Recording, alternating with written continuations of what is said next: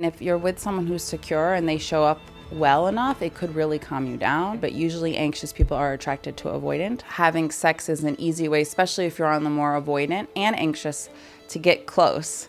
And it can lead to more intimacy, but also many people use sex and avoid intimacy, and they only know how to get close physically, and they don't know how to kind of get close on an emotional level. If someone is consuming you and it's all consuming like that, that's intensity. That's not intimacy. So for starters, slow down, because are we really getting to know this person? Are we dropping everything to spend every second with them? Just because it feels like a lot of neurochemicals are being released in our brain, which is adaptive and brilliant, doesn't mean that this person is the right person for us. Have you ever wondered why you keep attracting the same type of partner over and over again? I'm Dr. Rena Malik, urologist and pelvic surgeon, and welcome back to the Rena Malik MD podcast, your trusted guide for leveling up your health, sex life, and relationships with evidence-based tools. Today, I'm joined by Jessica Baum, a licensed psychotherapist and attachment expert, whose new book, Safe, reveals the neuroscience behind why we love the way we do. We're exploring how your childhood shaped your relationship patterns, why anxious people are magnetically drawn to avoidant partners, how men struggle differently with vulnerability and intimacy, and the surprising truth about whether you're using sex to avoid real connection or deepen it. Jessica even shares the exact blueprint for healing insecure attachment. And it's not what you think. This conversation has changed how I see relationships, and I think you will too. Now, before we get into the conversation, really quickly, if you haven't already, check out my free ebook called Better Sex, Better Life with the top 10 tips for enhancing pleasure. It's at www.renamalikmd.com/more pleasure. Again, that's www.renamalikmd.com/more pleasure. Jessica, thank you so much for joining us. Thank you for having me. So I'm so excited to talk about your new book, but I really want to get into kind of the fundamentals. Like, what is an attachment style and how does that shape our relationships with people? Yeah, I mean, attachment theory is everything. And, I study interpersonal neurobiology, and attachment theory has been around since the 1950s. It's a very well-researched science that's pretty accurate. Basically, there are 4 different ways of adapting. So there's secure, and then there's 3 insecure types: anxious, avoidant, and disorganized. Some people call it fearful, but the scientific name is disorganized. And so when we're born, we're not fully developed as humans. So connection is a biological imperative, and our mother, but our primary caregiver's nervous system is being lended to ours. So the way in which they stay in connection with us develops a lot of our organs and our nervous system, and basically lays down a foundation inside our being as to how connection will be, how safe we are. And if that connection isn't secure, we develop the insecure types, which if you want, I can go through them. So basically, when you're born, you essentially develop your attachment style based on either your mother's attachment style, or how you're interacting with your parents. It's a type of connection. It's the emotional attunement. It's the sense of safety. It's how they're tending to you and how you're developing in that way. So I'm so curious, because there's always this, and this is sort of outside of the scope of my area of expertise, but as a parent, there's all this discussion about how to soothe your children or allow them to self-soothe or cry it out. Are these things that can lead to more insecure attachments? Are there certain things that maybe are in popular media that actually tend to lead towards more insecure attachments? Absolutely. The Ferber method is horrible. So we're not born with a parasympathetic nervous system fully developed. We have sympathetic. So that's, we reach out, we can cry, but our mother or primary caregiver lends their parasympathetic nervous system to us to regulate our system. So we learn co-regulation early on. And so that's such an important piece, because if we don't get co-regulation, we don't form self-regulation later on. So the more that our parents attend to us and lend their nervous system and soothe us, the more interdependent we become, the more secure we become, the more we're able to regulate our own nervous system as we get older. So it's very important to attend to your child and to help them regulate early on, because they don't have that ability themselves. And then tell me a little bit about, what does it mean to have an insecure attachment style? How do you interact with the world when you have one of these 3 insecure types? I think like the underlying issue is usually abandonment. So when your parent's not like physically present enough and tuning enough, and does not have to be perfect, really 33% of the time when we can get into the statistics, but when they're not, you feel alone, you feel left. And so abandonment starts to get developed. So either if you're anxious, you become like hyper aware, and the hallmark is like inconsistency. You're constantly attuning to mom. Is she there? She's not there, in her nervous system. If you're avoidant, you're feeling like they're never really attuning to me, and you kind of just give up. You become super independent. And then disorganized is like, because we need our parents so badly, if they're abusive or completely checked out, we get stuck in a state of like, I want to get closer, but I'm terrified at the same time. So all of these states, we learn these patterns really early on, and they stay in our nervous system, and then we repeat them, usually in our romantic life, but we repeat them to any close, intimate bond. We'll repeat some of these earlier insecure patterns of adapting. So give me an example. Let's say you're an anxious subtype. How would that like sort of manifest in a relationship?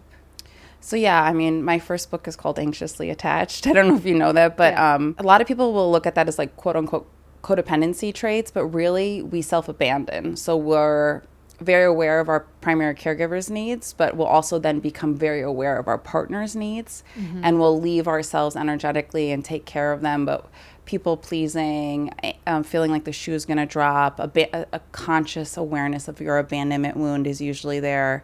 Overextending yourself. I mean, there's a list: jealousy, hypervigilance. That all comes with a sense of like, I never really feel fully safe. When is the shoe going to drop? Because my primary caregiver was in enough stress or dysregulation that sometimes they were there and sometimes they weren't. So I never felt like the connection was going to be consistent. And so that sense of like inconsistency kind of trickles into our close relationships when we get older. So you're just trying to like hold on as much as you can and trying to be like sometimes over delivering, or like being overly affectionate, or sometimes maybe being overly jealous or insecure that they may leave you for someone else because you just don't want to let go, kind of thing. Yeah, and I think that the conscious thing is, if I can keep you close, I don't have to feel my abandonment wound. So I will over accommodate so that I don't have to feel the wound underneath that lives there. Yeah. And then that can obviously lead to sort of challenges in relationships in terms of like, this is just how they're sort of coping with having this attachment style, but can certainly lead to conflict when you're with either a secure attachment style or maybe even another person who is also anxious or has the other subtypes. Yeah, I mean, if you're with someone who's secure and they show up well enough, it could really calm you down, and then the symptoms might not, like the behaviors might not be as amplified. But usually anxious people are attracted to avoidant, and so which is the other end of the spectrum, and ironically the two are like moth to a flame. And the avoidant person needs a lot of space, and they don't co-regulate very well, and they're very independent, so they're very attracted in the beginning, but then when problems show up, the anxious person will want to get closer to feel safer, and the avoidant person will want to pull away to get safer. And I mean, so many couples are stuck in some form of this pattern, and if it's severe, it's quite miserable. And it's also treatable. I help many couples work through it and understand their nervous system and learn, coping skills and communication skills for when they're being activated. So if someone's listening and like, oh my God, that's me and my partner, what are some things they can do at home to sort of be more cognizant and sort of start building and repairing that relationship? I think that it's important to start understanding your nervous system. Like, are you a person that when you're scared, your energy, most anxious people get bigger, you fight, you attack, you try to get closer? Or are you a person that when you get upset, you're conflict avoidant and maybe you shut down and you retreat? And understanding that your nervous system has these responses and they're automatic, right? Automatic nervous system. So just bringing awareness to like, my nervous system's not feeling safe in the moment. So I am putting up the volume. Someone who's anxious will turn up sympathetic activation, or my nervous system isn't feeling safe, so I shut down. And starting to like communicate that with your partner, like, I'm not choosing to do this, because what happens is nervous systems are usually talking to each other and they're signaling safety or danger all the time. So couples get stuck in like, I'm getting bigger and I'm getting smaller and now we're both scared. at the same time. So the first step is just awareness that this is how my nervous system adapted to try to stay safe. And now this is how it's showing up in this dynamic. Do you find that men have sort of different representations of their insecure attachment styles because, they can't really sort of they're not really trained in society to express some of the vulnerabilities that women are, right? Like they can say like, oh, I need you. Women are more open to say things like I need you, or I want you near me, or I'm, even saying like, I'm worried that you might not make it home because you're going out, at whatever the insecurity is, they often are taught to communicate those things. Whereas men are often not taught to, or they just don't because they believe from society they have to be more stoic. So do you find that it's different in genders? Yeah, I mean, like, so this question's like so twofold. So no, when it comes to development, a man will absolutely develop anxious attachment. Depending on your primary caregivers, you're going to develop attachment patterns. But then culturally, that lays another layer on top. So culturally, men are taught to be tough and independent, and they're taught to be more avoidant. So it's very hard for them, if they are avoidant, especially in that category, to move towards vulnerability and leaning in and asking for help. It's definitely not encouraged. So it's kind of a layered question in terms of what your core patterns are, and then what are those, what has been influenced by our culture and our parents by your sex. And I definitely think men have it harder, because being vulnerable as a man is not encouraged. And it's absolutely heartbreaking on my end, because I think they really crave intimacy, and it blocks a lot of that ability. Yeah, I think it's really sad. At least in my area of work, I see a lot of men who come in because of sexual dysfunction. But the reality is that it's not that they miss sex. Of course they miss sex, but they also miss just being intimate with their partner. And they've never actually just been intimate. Their only sort of connection with intimacy has been through sexuality and through being close in that way physically. And so it sort of is like this vicious cycle where like, now I can't have sex because of XYZ reason that's causing issues in my life, but now I'm not getting the intimacy either that I used to get before because, we are not having sex, and that was the only time we like touched or got together or hugged or felt close. Absolutely. And I think that, having sex is an easy way, especially if you're on the more avoidant and anxious, to get close. And it can lead to more intimacy, but also many people use sex and avoid intimacy, and they only know how to get close physically, and they don't know how to kind of get close on an emotional level. Do you think that there are that maybe subconsciously boys are treated in such a way that they're more likely to develop avoidant styles? I do. Yeah. I think regardless of the early patterning, I think culture plays a big impact on the messaging that they get, that they shouldn't cry, that they should be tough, that they should be more independent. I think it's hurt men a lot. And, even in my practice, I mean, I have plenty of men who come and get help, thank God, but more likely women are the ones that are anxious. Women are the ones that are going to go out and reach help. For avoidant man, it takes a lot for them to come forward and get the help. And it's a different process. You have to go slower in the therapeutic process because they haven't been vulnerable. They haven't learned safety and vulnerability. It's just a slower unfold.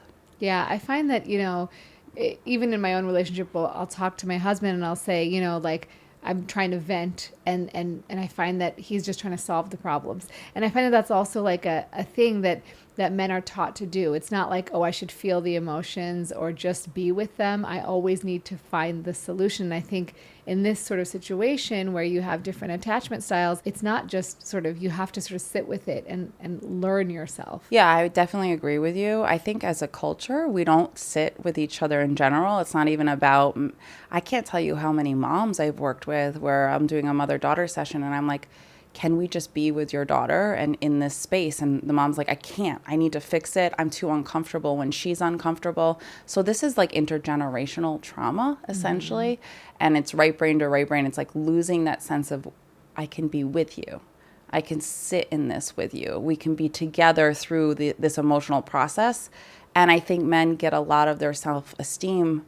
And we like a fixer and a doer. And so they get by that. But if they didn't receive a lot of that holding, they're not going to be able to give it. And same for women as well. And I really have seen women struggle with this as well. Of course, yeah. Not be able to hold space. And then what about a disorganized attachment style? How are they showing up in relationships? So I talk about in safe. I talk about it on a continuum. I talk about the wheel of attachment. I actually have something special for your audience. But some people have pockets of disorganization. So not everybody lives in full-blown disorganization all the time. I talk about my own pockets in the book. But disorganization is I don't have anywhere to orient to. So when you're an infant, you need to orient to your primary caregiver. But if your primary caregiver is neglectful or violent or just not there, like the blank stare, then there's a sense inside the baby that like I can't go near, but I'm completely dependent on, and I was so terrified because I'm left completely alone. So these experiences can happen to all of us. Maybe our parents don't pick us up from school one day and we have a little terror come up. Like they can be there, but people who struggle with a lot of disorganization, they struggle getting really close. And they struggle with distance. So they struggle with feeling smothered and abandonment. So it can feel like a very push-pull kind of feeling inside that person's body. And they need a lot of holding and security because the number one hallmark for disorganization is terror. So that original terror needs to be held, and it's held somatically in the body in order to move that trauma out. And how are they displaying this terror generally, like in a relationship? Makeup, breakup, push-pull, like extreme emotions. I mean, anything very dramatic. Because remember, inside their body, it feels very dramatic, and it sometimes doesn't make sense to us on the outside, but it absolutely makes sense when you understand what's going on in their physiology. So if you're a secure attachment style and you're with someone, you're starting to notice like, hey, there's this erratic behavior, or maybe they're overly jealous or insecure, or maybe they're just shutting down every time there's an issue. So they're displaying signs of these attachment styles. Is there hope? Can you help them sort of start feeling more secure? I think you alluded to yes earlier, but I kind of wanted to get a sense of like, what can that person do? Yeah, I mean, if there's a lot of disorganization, they might need professional holding and healing.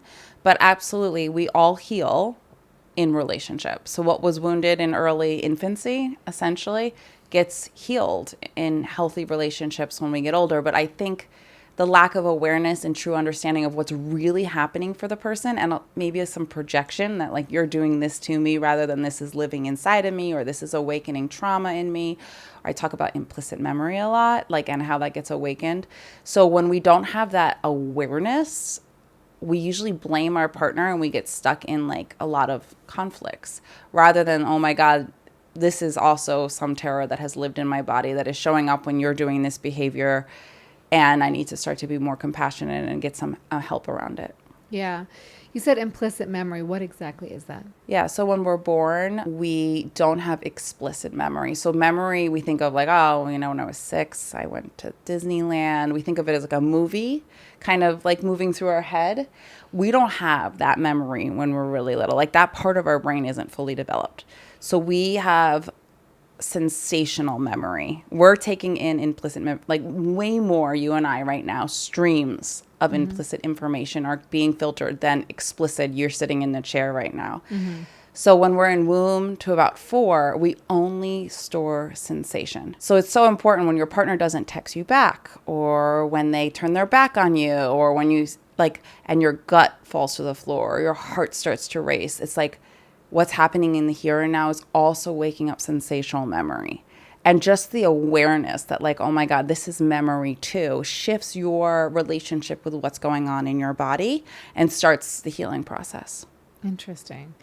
The other thing I find that like, how do people with certain attachment styles, how do they show up differently when it comes to sex? Do some people use sex as sort of a buffer? Do like a way to sort of cope? Do other people avoid it? Like, how do you see that? I think that secure people are curious and open, and it can evolve slowly and have more intimacy. I think avoidant people tend to probably get physical faster, and so do anxious people. So they're like faster to move into like intimacy. I think the anxious avoidant cycle can actually be a relationship full of a lot of intensity and a lot of sex, but maybe not a lot of intimacy. So the abandonment wound is getting like triggered one way or another, and sex is being used as a way to feel soothe rather than being truly intimate, if that makes sense. So they're using it, they're self-soothing essentially through sex, but it's not actually a way for them to connect with their partner. You know, not everything is that black and white. Yeah. But I think that sex is used as a way to stay close for an anxious person. Mm-hmm. And I think an avoidant person gets their needs met. And sometimes it's lacking deeper intimacy, or it's used to regulate the system in that way. But I like stay away from like statements that are like all that way or all this way, because many anxious avoidant combinations do have intimacy and do have fulfilling parts of their relationships. But can you sort of like, I guess if you're in this situation and like you're having a lot of intense sex, is there a way to sort of like step back and be like, what, like, is there some intimacy missing? Do you know what I mean? Well, I always think of intimacy as something as like, am I sharing with my partner what's going on inside of me? Mm-hmm. Like into me, I'm seeing like, am I sitting with my partner and am I sharing things that are coming up with them that's activating or touching something inside of me? Are we having these deeper conversations together, or are we just acting out our needs? And I think that can kind of give you a gauge as to how to develop deeper intimacy. I don't take a lot of supplements, but the one I truly believe in is creatine. Creatine helps you increase muscle strength, performance during aerobic exercise, and helps you recover faster after exercise. I recently found a supplement that's combined creatine with some other really beneficial ingredients, including calcium beta-hydroxy beta-methylbutyrate, or HMB, which works synergistically with creatine to enhance the lean muscle benefits, vitamin D, and magnesium L-threonate, which helps with cognition. It's called Creatone, and it's especially formulated by physicians for women. Strong is the new skinny, and Creatone helps you prioritize a lean and sculpted look. Try it today for 20% off your first order. Visit tonetoday.com and use my code RENA for your discount. Again, use my code RENA to save 20% at tonetoday.com. That's TONE today.com. In terms of safety, right? How does this all play into just that feeling of safety and like sort of finding a place where you do feel safe and you can sort of heal with your partner? Yeah, I mean, this is a huge topic. Sorry, you have a whole book on it? I have a whole book on it. So when we're born, I take a lot of Stephen Porges's work, and we develop an ability to scan the environment. We're constantly scanning, and I'm scanning it right now. You're scanning it right now. Am I safe or am I not safe? Mm-hmm. And a lot of that has to do with connection. So when we're born, we're developing kind of like the framework for, am I safe? So if our parents were connected well enough and attuned, we internalize that sense of my needs are going to be met. Even when I'm crying as a baby and my needs aren't being met, my parents take the time to figure it out, and then my nervous system calms. So it's not about perfect. It's about learning to trust that even when I'm in dysregulation, they're going to meet me and we're going to get back to regulation and calmness together. So we're kind of building a blueprint from our earliest experiences, whether we are safe or not safe in the world. Mm-hmm. So if we had pretty secure parents through mirror neurons and resonance circuits, we're internalizing that security. So we're going to walk around the world. We're not going to feel abandoned. We're going to feel them with us. We're going to feel a little bit more secure. We're actually going to attract more secure people. We'll have the ability, it's not manifestation, but it's a sense of my needs are going to get met, and I'm actually going to meet someone who's going to meet my needs because that's my familiar pattern. Mm-hmm. If we had parents who are more avoidant, more stressed out, more workaholic, more anxious, more insecure, we're going to internalize those parents. And our sense of inherent safety isn't as stable, isn't as secure. I mean, this is how we build secure attachment. So as an adult, we struggle more, and we need to relearn to internalize people to gain a new sense of inner security. Does that make sense? Yeah. If it does make sense. So if you're single, though, let's say like you're out in the world looking for a partner, is there a way for you to begin healing? Absolutely. I did a lot of my work not in romantic relationship, but also out of romantic relationship. I think that I call them anchors in the book, but I think mm-hmm. finding safe people who have what we call like a ventral, like they're in a ventral state a lot. So they're in a state of safety more often than not, mm-hmm. and leaning on them and building intimacy with them and doing the attachment work with them, we start to internalize them. These can be friends. These can be people. And I kind of go through what what you need in another person to start healing. And I mean, for me, a lot of my healing happened in a romantic relationship, and a lot of it happened through relationships that were not primary romantic relationships. And I think for anxious people, that's important too, to learn how to depend on people who aren't your primary romantic relationship. So you can heal in a lot of different relationships. It does not have to be your romantic relationship. There's so much agency in that as well. So when you said sort of you're attracted, like there's a little bit of attraction between anxious and avoidant personalities. So how can you sort of like recognize that and be like, yo, look, I need to look for someone who doesn't have these characteristics? Or how do you, as an individual who's sort of dysregulated almost, know what to look for? Yeah. In a friend or a romantic partner? You have to heal. So if you don't heal your abandonment when you're likely to play it out, we are like magnets to the familiar. And so if you keep being pulled towards a similar kind of woman or man, there's deeper healing that needs to happen. It's not necessarily like, yes, you need to pick someone different and your nervous system needs to be different. You need to know what part of you is picking this person. Mm-hmm. Is it the part of you that wants these unmet needs, or does this person feel like home and very familiar to you? You know, you want to dig a little bit deeper into what parts of you are being attracted in this relationship. I mean, I talk about it like, who hasn't been attracted to the bad boy, right? Like there are things from your childhood and things from like how you developed that might make you more attracted to the lost parts of yourself, or familiar parent pattern, you know, going on like that. It's very abstract, I think, to heal yourself. In my mind, it's like, okay, well, what exactly can you do? You know, what I think that some of the times you're attracted to someone and it's so all consuming, right? You meet them and you're like, wow, we get along so great. And there's not a lot of like, you're just like, the attraction is so intense, and obviously in some cases maybe the sex might be intense too, that you're like, well, this is great, like how could this be wrong, right? Because you're like, oh, your body's like, there's all these signals telling you this is the right person, whether it's your faulty neural network, or your the way you feel about them when you're having sex, or whatever it is, right? And so like, how do you actually like really start, like what are some like tangible things that you can do sitting at home right now? So a lot of things that you just said, like I write about in chapter 7, like mistaking intensity for love. Mm-hmm. I've been there. If someone is consuming you and it's all consuming like that, like that's intensity. That's mm-hmm. not intimacy. So for starters, slow down.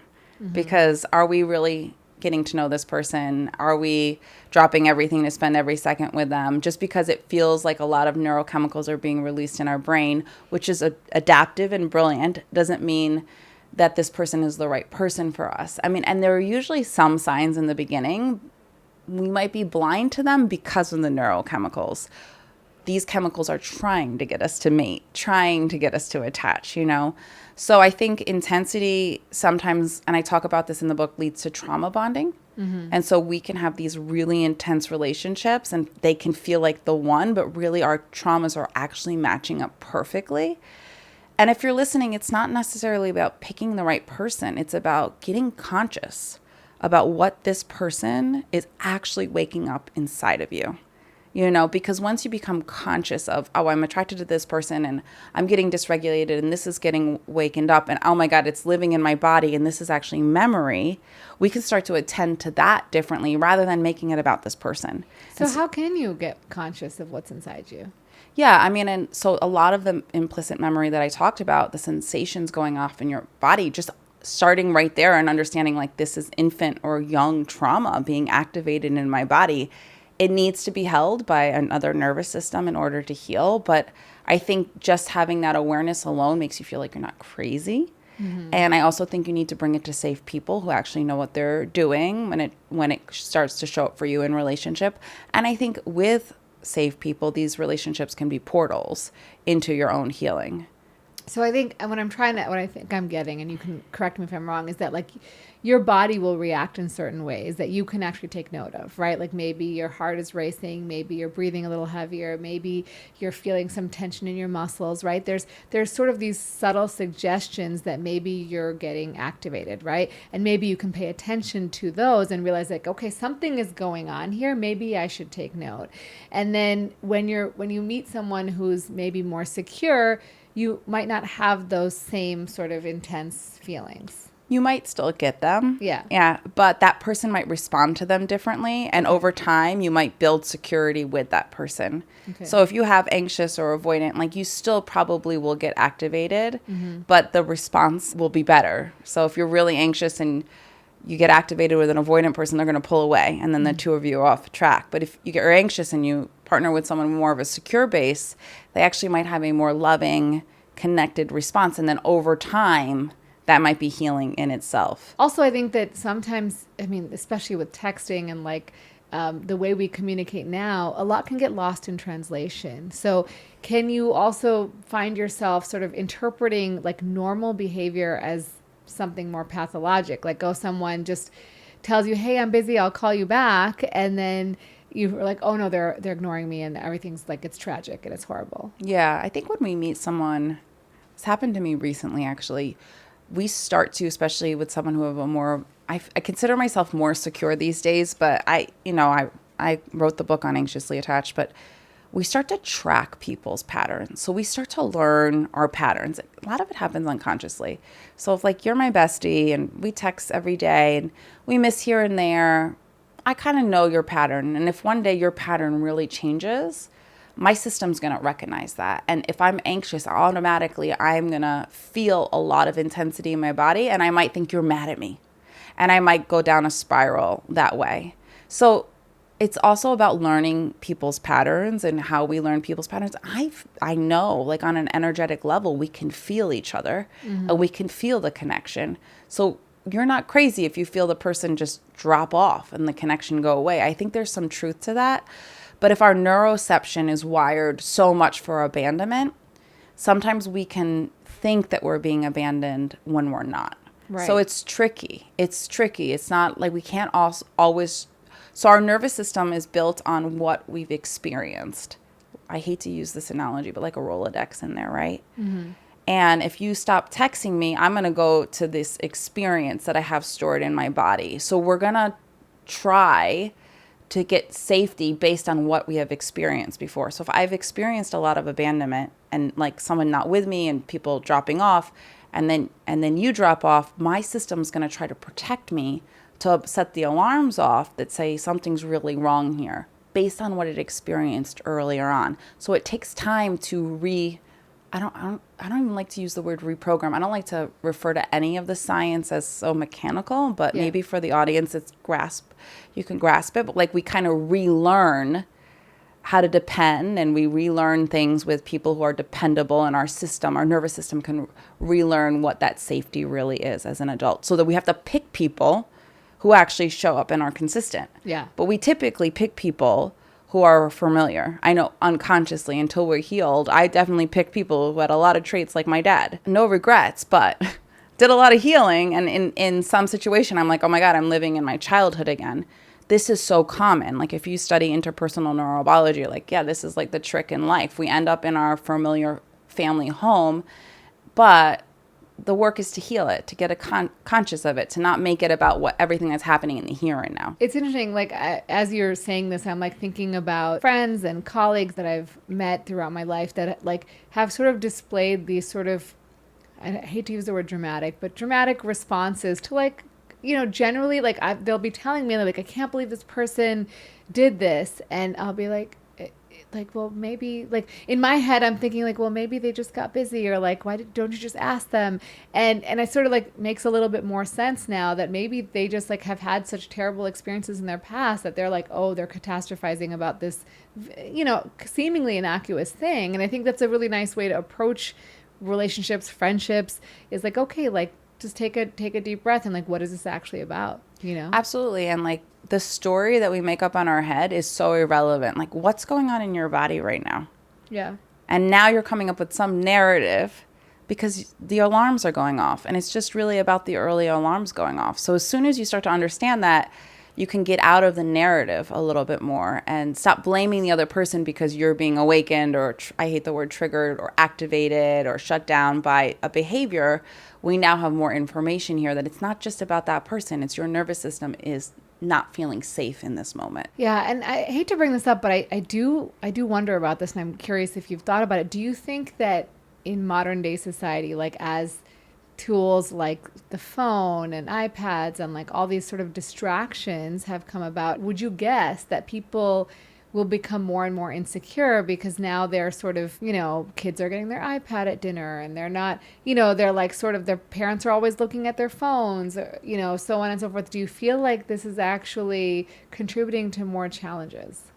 Yeah, I mean, I study like intergenerational trauma and like basically the evolution of the brain as well. And we are sadly moving more and more avoidant as our culture focuses on success and achievement, and we become more detached and have less connection and face-to-face interactions, and we're less right brain to right brain and being with each other.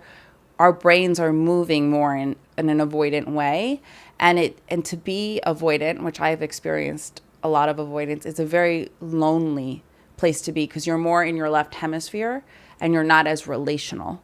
And so it's a very lonely experience as we are culturally moving in that direction. And Ian McGilchrist is a science. I talk about him a lot in the book, and he studies the hemispheres of the brain. And a true avoidant lives more in the left hemisphere, and that is becoming more prevalent. Because we're just always focused on success, career aspirations, and less on connection, community, connection. Like we're not living like when you really understand the neurobiology, we really need so much more community and connection that we're currently getting in our more modern society. Like living in an apartment, and that was me. I lived in Manhattan. I lived in my own apartment. I was super independent. I thought that was really like the thing to do growing up. I'm like, let me be this badass, what, right? Yeah. That hurt me tremendously. It led me to extreme anxiety and depression, and those messages about independence are pushed on us. But it's interdependence that we're needing. But those messages push us to be more avoidant, and the screen time is pushing us more into an avoidant category, and it's a lonely place to be. Yeah, I worry about this too, especially with, I think, marriage rates declining, people having less sex. I mean, there's like a lot of factors that are changing and evolving, and people are having a lot more casual hookups. Like they're not really creating these sustained relationships. And so I do worry about like, what does this mean? Like, are people ever going to heal then, right? If you're saying you need safe, secure people to be connected with, whether it's friends or relationships, but primarily I would imagine relationships are more powerful. Intimate relationships are more powerful in healing. So like, does that mean that we're sort of not going to work as a community, as a society to heal? There's a statistic that I put in the book, Safe, and I forgot the name of the woman, but 75% of our Western culture is living in a left brain dominant way. 25% is leading with the right brain. And we need both hemispheres. So that's a very scary statistic. And that is literally why we have chronic loneliness and depression. So there's a very strong link there. And when I talk about healing in the book and finding anchors, we need to find people that are holding states of safety and are more right, like in the right hemisphere. And I talk about how one nervous system holds another nervous system. But yeah, it's sad. The statistics are actually pretty devastating. So what can you look for if you're looking for someone who's more right brain dominant? Yeah, so someone who can be really present most of the time. So that they still get dysregulated. They don't show up perfectly. They don't judge you. They don't fix you. And they can be with you. Like that you can feel like you're in a room with them and you're sad and they're not telling you how to fix it or how to, but they can like actually just join emotionally with you and not let you move through that without trying to control it in any way. I mean, this is what holding space really is. And like their nervous system might like stay more in like our nervous system's always moving like this. But as we do the work, our nervous system moves like this. But their nervous system actually holds in steady co-regulation, holds steadier. They might get a little dysregulated, but they have the safety, internalized safety enough to hold our experiences. And then we move them out of the body up into the right hemisphere and they integrate into the left. That's literally how we heal developmental trauma. Well, if 1 in 4 people have this characteristic, it's going to be very difficult to find them potentially. A lot of people who come to me say, I can't find your anchor. I sometimes am the person's first anchor. The brilliant thing about our nervous system is it only takes one safe relationship to change the trajectory of all your relationships.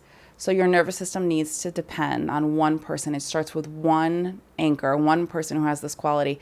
You start to recognize it. You start to get vulnerable. You start to depend in a healthy way, which is really hard for any man that's listening. I get it. But after you kind of move through that, you start to understand, oh my God, this availability is out there, and your nervous system actually starts to attract more of it. So yes, I don't want to be doom and gloom, because I do think we can find one person and we can start this process, and it might be a professional, but it also might be an aunt or, a cousin or a sibling. And I talk about how we can co-anchor for each other if there's enough safety there. Yeah, that's good. You know what I hate? All the fear mongering about toxic chemicals on social media. But single-use plastics are a real problem. And you're probably already making some swaps, like using reusable water bottles and storing your food in glass containers. But here's something a lot of people don't think about, which is your cleaning products. And they're creating a lot more waste than you think. And I personally always worry about what my kids are being exposed to after I clean my surfaces. Think about it. Every time you buy a new bottle of cleaner, you're not just buying the product. You're buying mostly water wrapped in another plastic bottle that's heading straight to a landfill. And from a medical perspective, a lot of these conventional cleaners contain undisclosed chemicals that you're literally putting all over your floors and counters. That's why I switched to Branch Basics. It's a concentrate, which means one bottle replaces 13 plastic bottles you'd normally buy. 13 bottles from one. You're literally reducing your plastic waste by over 90%. It's made from plant and mineral-based ingredients, and it's human safe and biodegradable, making it perfect for families, especially those with kids or pets. The starter kit gives you that concentrate plus reusable bottles, so you just add water at home. No shipping water across the country in heavy plastic bottles. It's just smarter. Plus, it actually works. I use it on everything from countertops to my laundry. At $3.25 per bottle, when you break it down, you're spending less and creating less waste.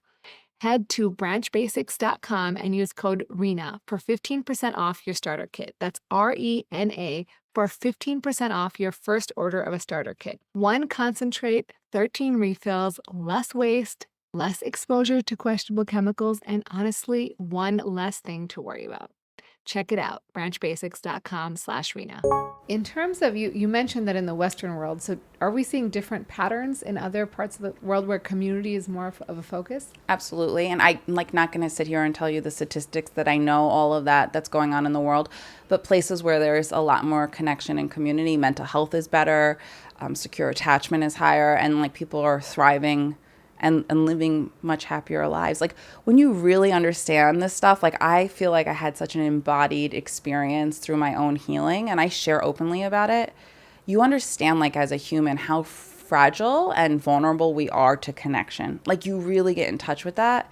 You start to value relationships on a different level, and you start to understand they are essentially the quality of our relationships determine the quality of our life. And you really get in touch with how much we need connection. It's a biological imperative. When we're an infant, we can't survive without connection. It is so important. So I think really getting in touch with that is was a very awakening experience for me. And sure, there were times where I'm well, I need to live in more community, and I need, and I do better when I'm in more community, as I think most people do.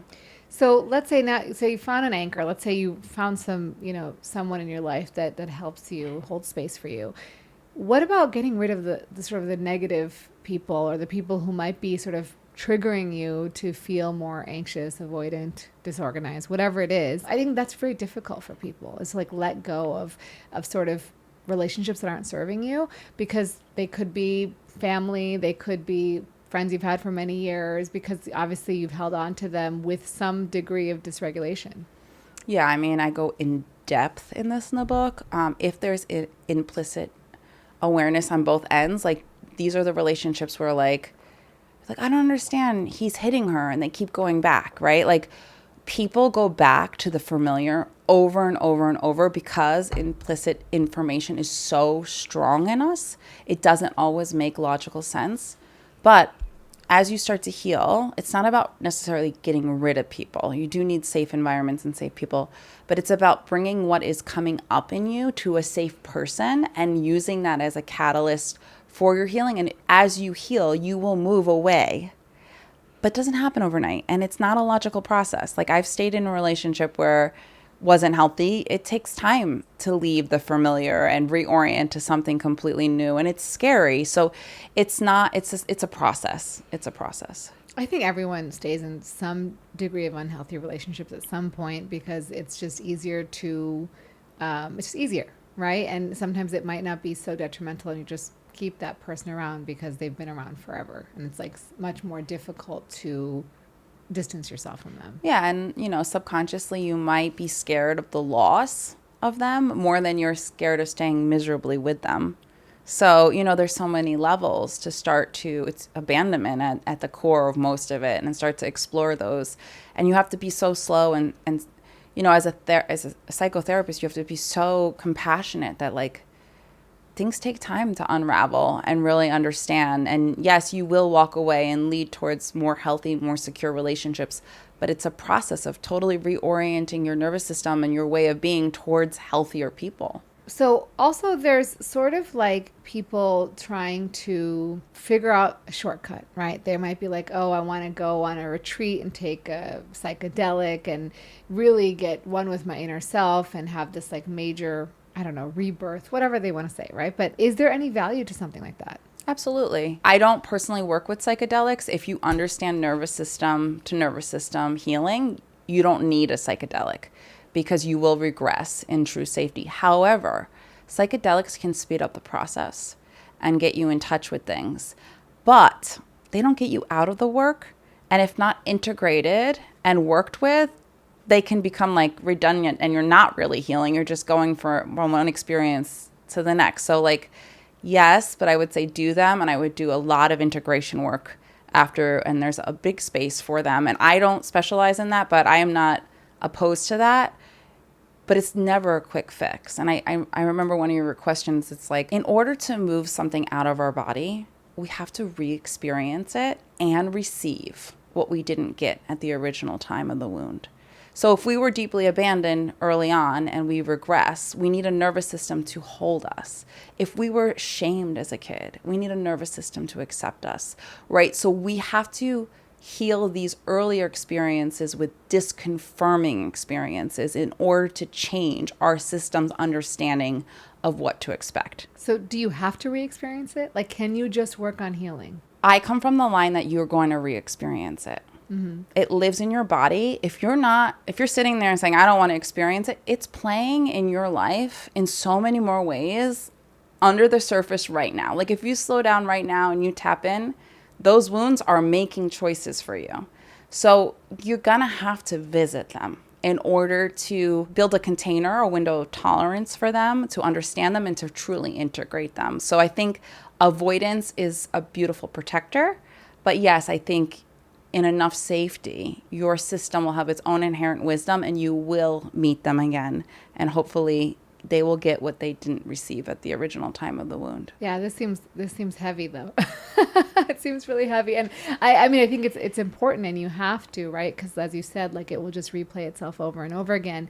But I feel like talking to many, many men, like they really are skeptical and they really like need a push to understand like how important this is, because oftentimes they'll be like, well, I don't want to live in the past. I want to move forward they want to fix this, and you know, reliving this isn't helping me in any ways. Yeah. I mean, if you're listening, you're reliving it anyway. Yeah. I was having dinner with a good friend recently, him and his wife, and he's like, I'm in a very successful guy. He's done a lot of his work. He's like, I'm going to fly to LA. I'm going to have a hypnotist get rid of this part of me. And I'm like, good luck with that. I'm like, so from the interpersonal neurobiology, we actually have to meet this part of you that you never want to be around, because the fear of that part of you actually manifests situations and things. And you're kind of like repeating these patterns and things. It feels like you want a shortcut, but the truth is, I don't think there is a shortcut.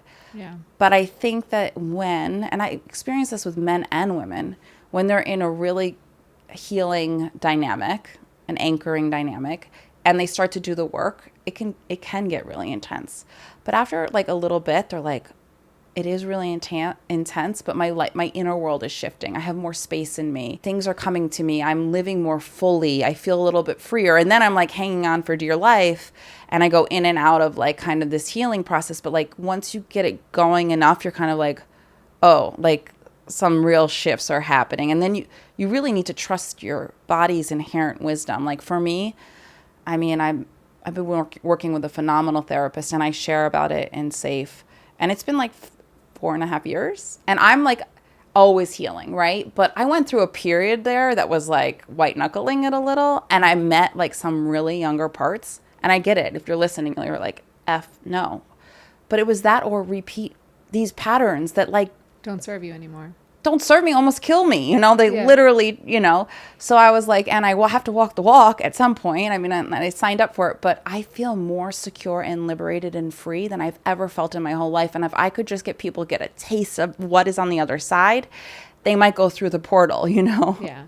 Well, I think anything worth having is never easy, right? And even I tell people this about sex. It's like, if you want to have good sex, it's not just magic. It's not just natural. You have to work for it. You have to practice. You have to talk with your partner. And yeah, it's supposed to be fun. But like, if you want it to be better, you got to work at it. And if you want it to continue well into your old age, you have to put in the work. Yeah. I have a client. She's like, I know this is working, but every time I come to session, it's like this, ugh. And then I leave session and it's like flowing and better. And I'm like, that is it. That's the vulnerability. There's a sense of like resistance, So yeah, I mean, I forgot that famous book, How to Do the Work. I literally explain in this book the science of what's happening in your system as you do the work. So you're not just like, oh, this is woo woo. No, this is. So can you share a little bit of that? What's happening? Yeah, I mean, so a lot of the memory systems live in the body. And as someone holds these experiences with you, you're expanding what we call our window of tolerance. Dan Siegel came up with that word. But like your nervous system is lending its nervous system to me. And so I'm building a capacity to be with this part of myself or this earlier experience. And you're also lending your safety to me. And so it's almost like you're building your own container through someone else's lending nervous system exactly what you needed as a baby, right? So these experiences that are really intense, like you start to be with them more and more and more, and the actual memory changes in your brain, and the neurostreams come up and neural nets open in safety, and your body will share more and more information. You can hold more and more, and basically you're integrating all your embedded trauma.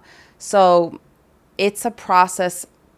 It's hard to put into words, but there's streams of information that like we can get disconnected from our body. We can become left shifted, workaholics, or we shift into our right and we start to get in touch. We slow down. We start to be with the sensations in our body. We start to kind of get to the root of them. We bring them to safe people, and they move out of the body, and they bring up information. They actually fully get integrated. And then when you think back at the memory, it's accompanied then, and it's changed. And there's just more internal space. There's just more safety in your system. You're getting what you didn't get as an infant or as a youngster. You're re-getting that. So it's an internalization process. Got it. I think it's interesting. You mentioned a lot of these very successful people, and I can sort of relate to that. I think that a lot of times people stay busy or they like find stuff to do because they don't want to just sit and have nothing to do, right? And because then they have to deal with their emotions that maybe they don't want to. Oh, yeah. So chapter 3 in the book, I talk about my workaholism. If I just slow down just a little, like fire in my body, anxiety in my body.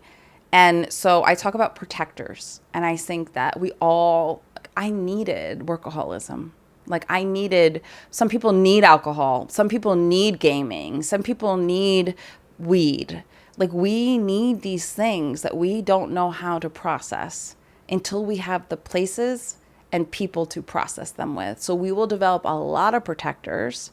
Some of them can be perfectionism. Some of it can be an eating disorder. I mean, the list goes on what we do to cope with our world because we don't know how to actually be with what's going. And they're brilliant. We need them. Like, we can't survive. But when the right environment and the right people show up and we slow down, we can start to be with everything that's inside. And that's when we can start to heal. And that's such an important piece of information because I just don't want people out there like, I'm going to heal in my apartment doing this. It's like, that's just not how healing happens. It's just happens in relationship. Interesting. Now, we talked a little bit about sex and trauma, but I think, how do you find, outside of like obviously the intensity we've talked about, how do these sort of traumas or emotional histories, how do they impact sexual health, like people and how they show up in their sex lives? I mean, that's a vast question, but I think that people use sex for all different reasons. You know, if you've been sexually abused or things happen, I mean, you can go one extreme. You can put on a lot of weight and not want to ever get close, or you can attract environments that repeat your original sexual offender. There's a lot of shame there. I mean, sex is just a behavior that can be used to kind of reenact whatever wound might be underneath it.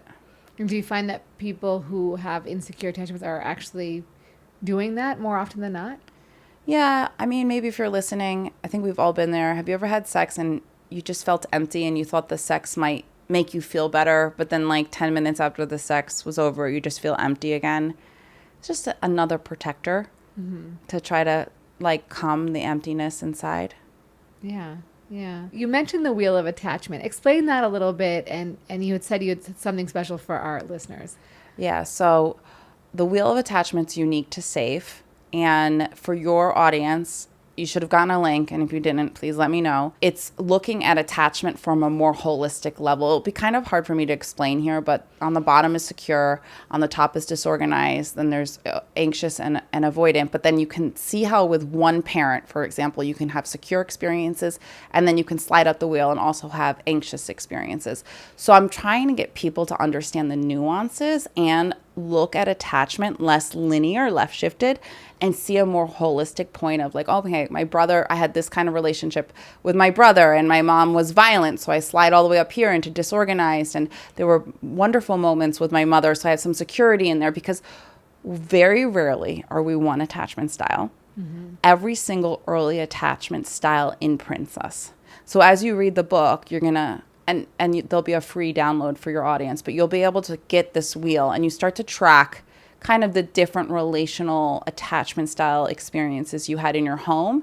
And then you can also see like why you keep attracting someone who is repeating this pattern, or why you pushed your little sister, your clingy sister away, and who reminds you of that. So the wheel is unique to this book. It's not been out there for anybody in the attachment field. It was not created by me. It was created by my mentor, Bonnie Badenoch. The other free gift that we're giving your audience is a 45-minute conversation with me and Bonnie. She's like amazing. She's the teacher of us psychotherapists. She understands interpersonal neurobiology like far deeper than me.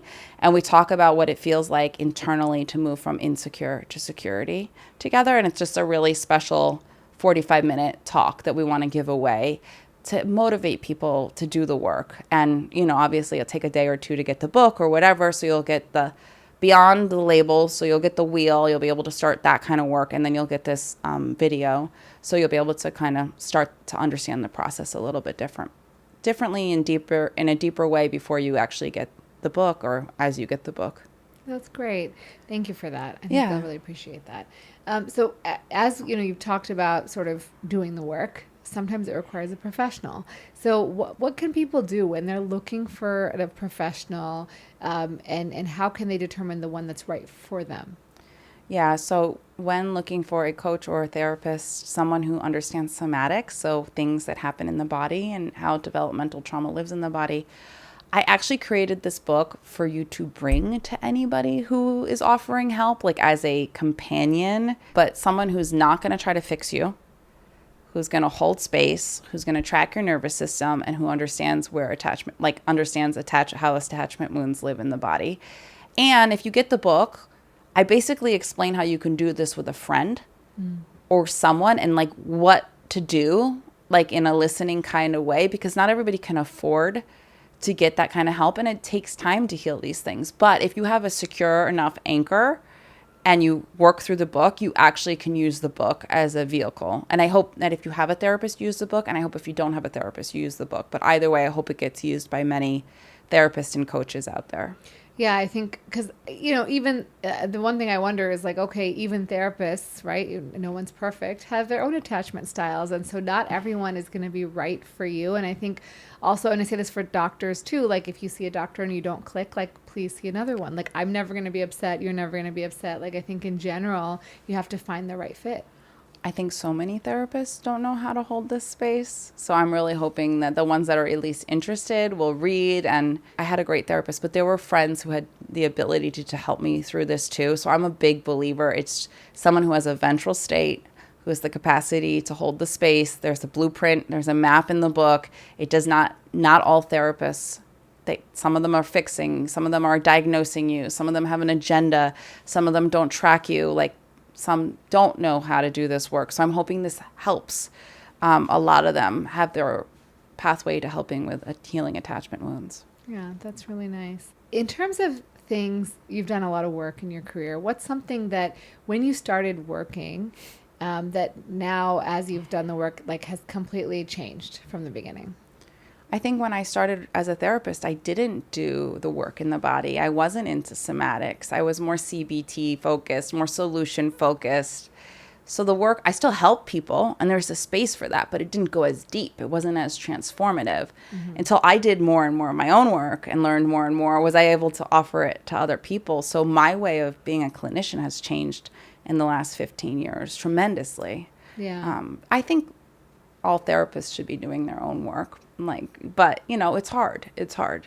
Well, everyone should be doing that. Yeah, but especially if you're in this line of work. Yeah. What are some myths about attachment theory, safety that you wish would just disappear? I don't think it's the other person's job to make you feel safe all the time. I think that your internal alarms are going to go off even when they're doing something that you might perceive as not safe, and it's your partner's job to become curious. You're never just one attachment style. Very rarely are you one. So learn the nuances of that, and that healing is work, but it is so freaking rewarding and very, very possible. And I think part of why I wrote this book, and it has so much neuroscience in it, is because I want people to understand. It grounded me. When I was like, oh my God, this is so hard, but I have the science right here.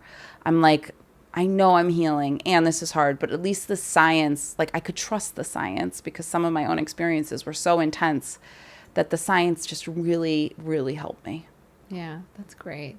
So we end our podcast with questions we ask everybody, and they can be about your life. They can be about your work, whatever you want. But what's something you know now in life that you wish you knew earlier? I mean, I guess the quality of your relationships determine everything. That you don't have to do anything alone. You're not meant to be alone. That success is lonely when you don't have people that you're connected to enjoy it with. That you don't have to be perfect. Yeah, that's a good one. Yeah. And then what is a non-negotiable, something you have to do every day? I try to walk my dog every day. Yeah. That's a good one. Yeah. What is a life hack or health hack you would share with us? I think the slowing down is key. I think we live in a very fast-paced world. I think slowing down helps you connect to the magic and intimacy of the world and just being present. And so, slowing down letting go of control was a big change for me when I started to really surrender in that way. If you couldn't be a psychotherapist, what would you be? I would be an interior designer. Oh, yeah? Yeah. That's amazing. I grew up in the art world, and I grew up around really beautiful furniture and things like that. And I helped my friends pick out things, and I could look at wallpaper and sofas, and even my clients are like, what's your opinion on this?